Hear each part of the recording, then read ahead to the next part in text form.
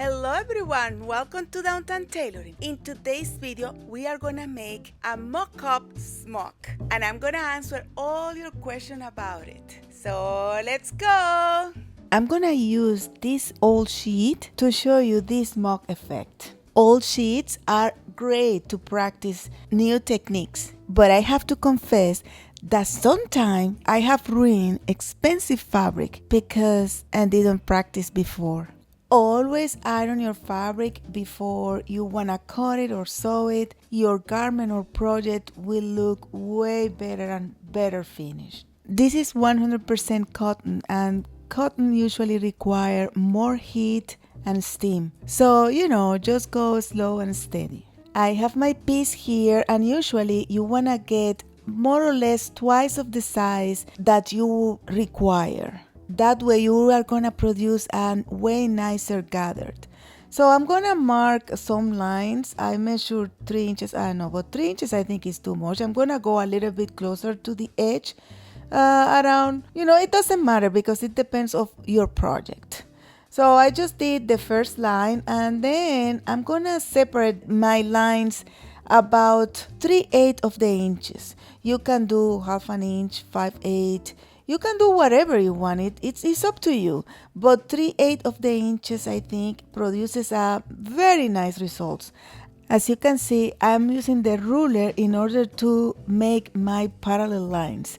What I do is in my mark of 3/8, I put my mark of the 3/8 on top of the last line that I did, and then I go and do my new line.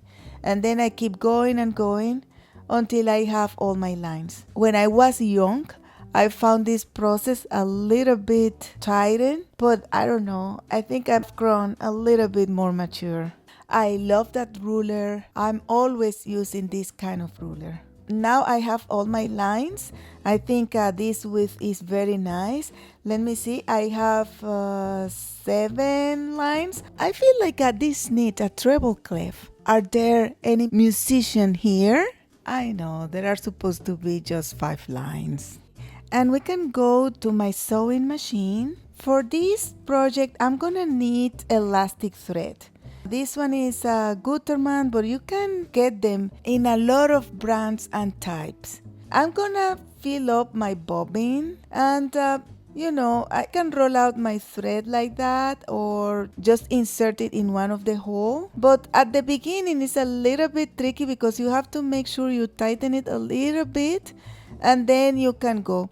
I'm holding it with my fingers instead of the machine mechanism, because I don't want to use the machine mechanism because the tension is greater than if I do it with my fingers. But still, I make sure that I'm pulling it a little bit while it's winding, and I make sure as well that the thread get very well distributed. And look at that, the bobbin case has as well its own tension, and the tension has to be enough for it tighten a little bit the thread, but it has to be loose enough as well to allow the thread to go out. So it's kind of a feeling, I'd say. And in this case, the normal tension for a normal thread, of course, will be a little bit too tight for this kind of elastic thread. So I need to lose the tension of the bobbin, and in between I keep testing it until I feel like the tension is proper. As you can see, it's almost a feeling like the thread can go out, but not too much, with a little tension. That's the feeling. If you have this kind of machine where you just insert the bobbin there, you still can loosen the tension. You just have to refer to the manual of the machines to know how to do it. All of them are a little bit different, and I have to recognize that it's not my favorite thing to do with these machines. So I'm gonna thread my machine, and I'm gonna put the regular polyester thread multi-purpose at the top, and I'm gonna put the elastic at the bottom in the bobbin.